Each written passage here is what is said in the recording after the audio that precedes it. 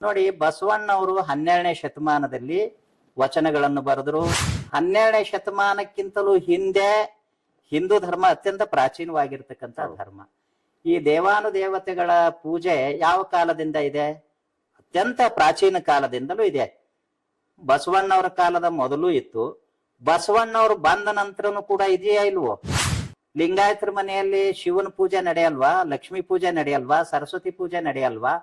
ಗಣೇಶನ್ ಪೂಜೆ ನಡೆಯಲ್ವಾ? ಅನೇಕ ದೇವಾನುದೇವತೆಗಳ ಪೂಜೆಯನ್ನ ಲಿಂಗಾಯತರೆಲ್ಲ ಮಾಡ್ತಾರೆ.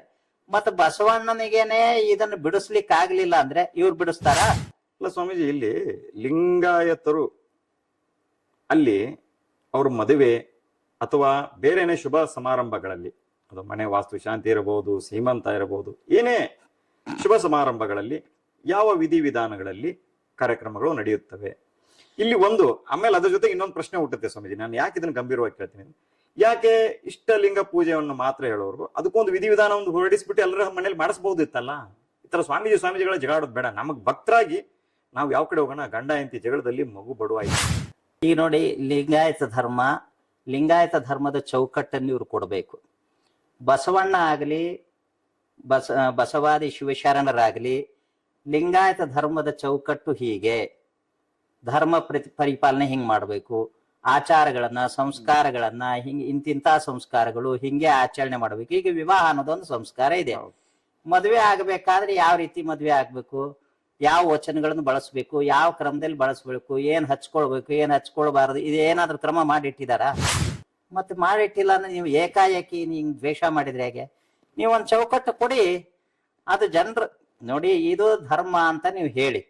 ಧರ್ಮವನ್ನ ಪ್ರತಿಪಾದನೆ ಮಾಡ್ತಕ್ಕಂತ ಹಕ್ಕು ಎಲ್ಲರಿಗೂ ಇದೆ. ನನಗ್ ಮಾತ್ರ ಇದೆ, ನಾನು ಪೇಟೆಂಟ್ ತಗೊಂಡಿದ್ದೀನಿ ಅಂತ ಹೇಳಂಗಿಲ್ಲ.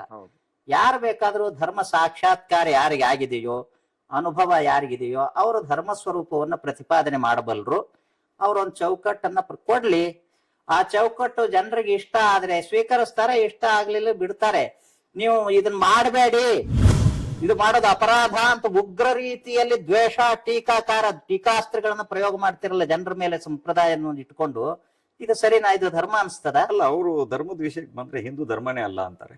ಅದೊಂದು ಜೀವನ ಧರ್ಮ ಅಂತಾರೆ. ನೋಡಿ, ಧರ್ಮ ಅಂದ್ರೆ ಏನು? ಧರತಿ ಇತಿ ಧರ್ಮ. ಯಾವುದು ಕಾಪಾಡ್ತದೋ, ಬಿದ್ದವನನ್ನ ಎತ್ತಿ ನಿಲ್ಲಿಸ್ತದೋ, ಸಹಾಯ ಸಹಕಾರ ಮಾಡ್ತದೆ, ಇದು ಧರ್ಮ. ಈ ಧರ್ಮಕ್ಕೆ ಅನೇಕ ಲಕ್ಷಣಗಳನ್ನು ಹೇಳಿದ್ದಾರೆ. ಅಹಿಂಸಾ, ಸತ್ಯ, ಆಸ್ತೇಯ, ಬ್ರಹ್ಮಚರ್ಯ, ಅಪರಿಗ್ರಹ, ಹೀಗೆ 10 ಲಕ್ಷಣಗಳನ್ನು ಹೇಳಿದ್ದಾರೆ. ಇನ್ನೊಬ್ಬರಿಗೆ ಹಿಂಸೆಯನ್ನು ಮಾಡಬಾರದು. ದಯವಿಲ್ಲದ ಧರ್ಮವದ ಉದಯ ಬಸವಣ್ಣವ್ರು ಹೇಳಿದ್ದಾರೆ.